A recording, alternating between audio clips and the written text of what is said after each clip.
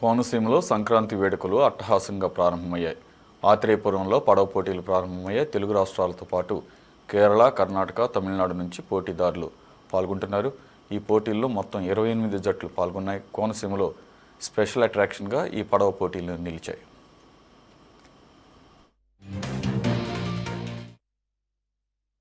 సంబరాలు ఇంత వైభవంగా జరగడం అనేది చాలా ఆనందంగా సంతోషంగా ఉంది.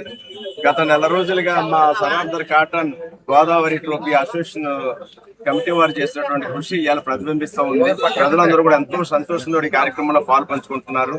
నిన్న ఈత పోటీలు ఎంతో విజయవంతంగా పూర్తి చేసుకోవడం జరిగింది. 89 సంవత్సరాల వయసు వారి కాక నుంచి 6 సంవత్సరాల చిన్న పిల్లల వరకు కూడా ఈ ఈత పోటీల్లో పాలు పంచుకుని వారు ఆస్వాదించడం జరిగింది. విజేతలందరికీ నిన్న బహుమతులు అందజేయడం జరిగింది. ఎక్కడెక్కడి నుంచో సుదూర ప్రాంతాల నుంచి రావడం జరిగింది. నిన్న అలాగే రంగవల్లులు జరుపుకున్నాం. ముగ్గుల పోటీలు కనువిందు చేశాయి. ఎంతో సుందరంగా అందంగా కనపడ్డాయి. ఆ మహిళలందరూ కూడా ఎక్కడో వైజాగ్ నుంచి, భద్రాచలం నుంచి లేదా విజయవాడ నుంచి రకరకాలైనటువంటి ప్రాంతాల నుంచి మహిళలు, వందలాది మంది మహిళలు వచ్చి ముగ్గుల పోటీలో పాలు పంచుకొని నిన్న విజేతలందరినీ కూడా ప్రకటించి వారికి బహుమతులు అందజేయడం జరిగింది. ఈనాడు డ్రాగన్ పడవల పోటీలు ప్రారంభం కాబోతా ఉన్నాయి జాతీయ స్థాయిలో.